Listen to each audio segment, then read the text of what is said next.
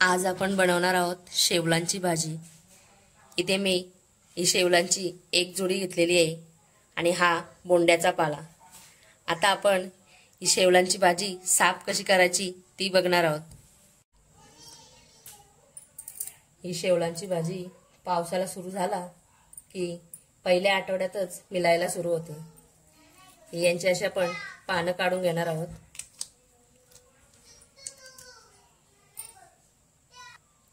आणि जो हा पिवळा भाग आहे हा आपण सुरीच्या मदतीने काढून घेऊ। या पिवळ्या भागाला खाज येते, त्याच्यामुळे हा भाग आपण घ्यायचा नाही।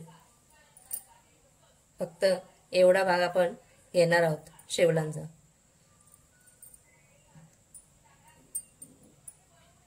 ही भाजी रानामध्ये भेटते आणि जरा शहरामध्ये बघितलं तर बाजारामध्ये तुम्हाला ही अशी जुडी या भाजीची आणि त्यासोबत हा बोंड्याचा पाला सुद्धा मिळून जातो। काही ठिकाणी हा बोंड्याचा पाला देत नाही, काही ठिकाणी काकडं देतात। अशी गोल फळं असतात हिरव्या रंगाची, ती फळं देतात, ती सुद्धा आपण टाकू शकतो भाजीमध्ये।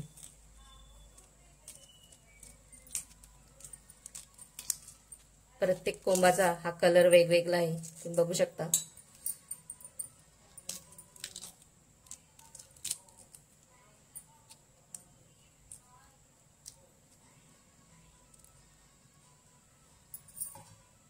आता या दोन याच्यात तुम्ही बघू शकता फरक। हा पिवळा आहे आणि हा थोडा सफेद रंगामध्ये आहे।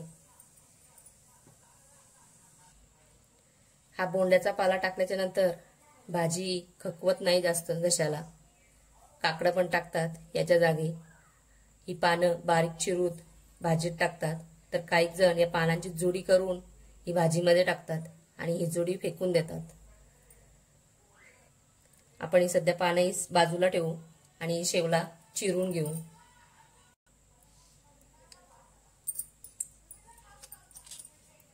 या भाजीमध्ये तुम्ही कोकम सुद्धा घालू शकता, जर तुम्हाला हा बोंड्याचा पाला किंवा ही काकडं भेटली नाही तर। त्यासाठी ही भाजी स्वच्छ धुवून अगोदर चिरून त्याच्यानंतर चिरलेली भाजी 4 तास अशी पाण्यामध्ये ठेवायची आणि त्या पाण्यामध्ये कोकम घालून ठेवायचं, कोकमचं पाणी। आणि त्याच्यानंतर डायरेक्ट ही भाजी शिजवायला घ्यायची, त्याच्याने ही भाजी खकवणार नाही जर तुम्हाला बोंड्याचा पाला नाही भेटला तर।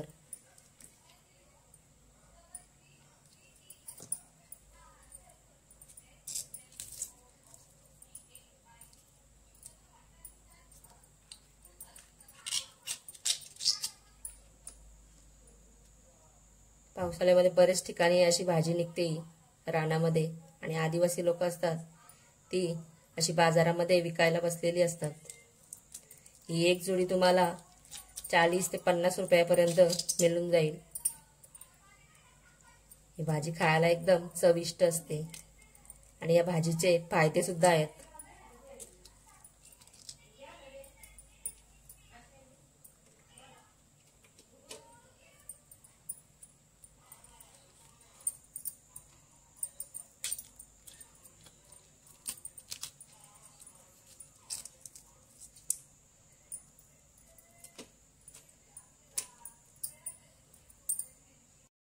आता ही भाजी आपण चिरून घेऊ।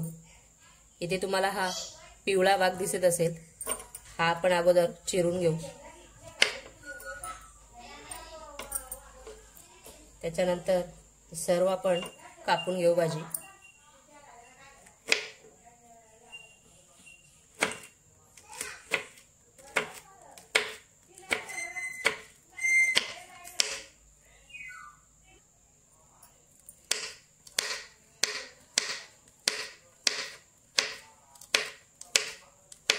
एकदम बारीक अशी आपल्याला ही भाजी चिरून घ्यायची आहे।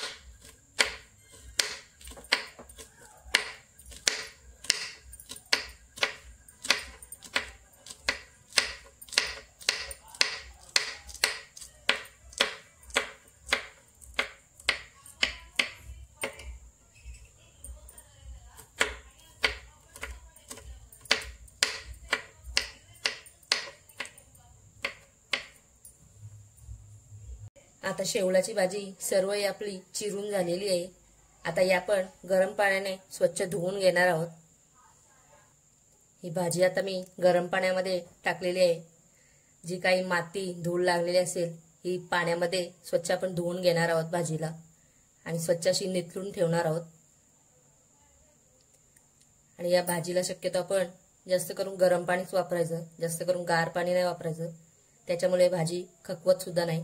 जर तुम्ही गार पाण्याचा हात लावला किंवा गार पाणी तुम्ही या भाजीमध्ये टाकलं तर भाजी खकवण्याची शक्यता असते. त्याच्यामुळे गरम पाणीच वापरायचं. आता गॅसवर मी कढई ठेवलेली आहे आणि कढईमध्ये तेल घातलेलं आहे. तेल छान गरम झालेलं आहे. आता यात आपण फोडणी करून घेऊ.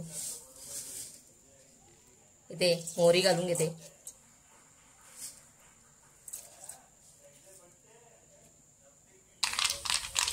राई छान तडतडलेली आहे. आता यात आपण हिंग घालून घेऊ. त्याच्यानंतर बारीक चिरलेला कांदा,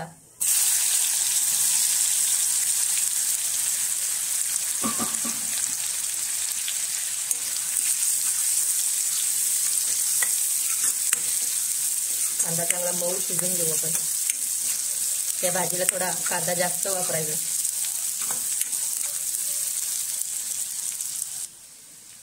आलं लसूण घालून घेऊ आपण. चांगली पेस्ट केलेली आहे.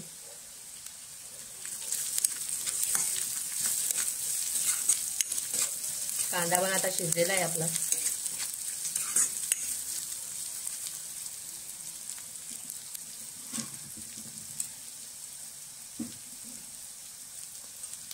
आता यात आपण बारीक चिरलेला टोमॅटो घालून घेऊ.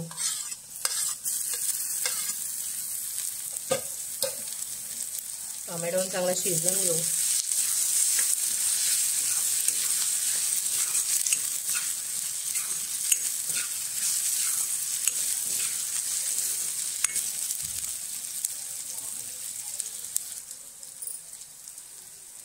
कांदा आणि टोमॅटो चांगल्या प्रकारे शिजला आहे. आता यात आपण मसाले घालून घेऊ. मसाले इथे मी गरम मसाला, सब्जी मसाला, हळद आणि घरचं आगरी कोळी मसाला हे सर्व मसाले घालून घेऊ आपण.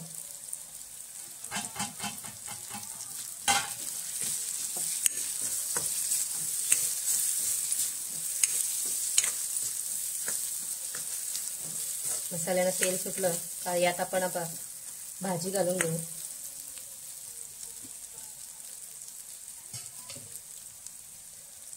ही भाजी मी कुकरमध्ये 2 शिट्या घेतलेल्या आहेत पाणी घालून. गरम पाणी ठेवून त्यात भाजी टाकलेली आहे.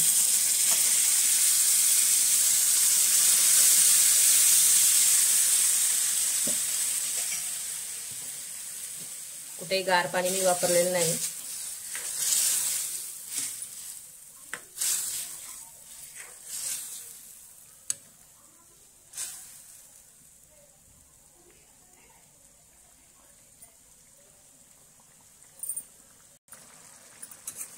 भाजीला छान अशी उकळी आलेली आहे.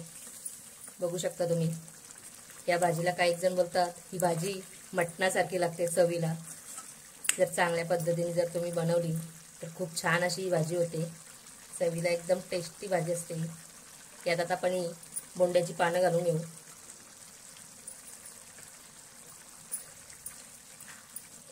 याच्याने भाजी खकवत नाही.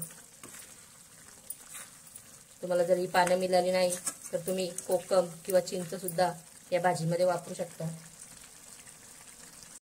आता भाजीमध्ये आपण चवीपुरतं मीठ घालून घेऊ आणि थोडी कोथिंबीर घालते वरून. भाजी छान अशी शिजलेली आहे.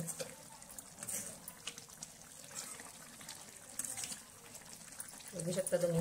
छान अशी दाटसर भाजी झालेली आहे.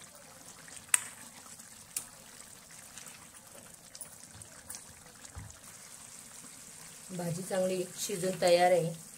ही भाजी तुम्ही भाकरीसोबत, भातासोबत किंवा चपातीसोबत कशासोबत सुद्धा खाऊ शकता. एकदम टेस्टी अशी भाजी आहे. आजची रेसिपी कशी वाटली मला कमेंटमध्ये नक्की कळवा. आणि आजचा व्हिडिओ आवडला असेल तर या व्हिडिओला एक लाईक करा. आणि आपल्या चॅनलवर जर तुम्ही नवीन असाल तर आपल्या चॅनलला नक्की एक सबस्क्राईब करा.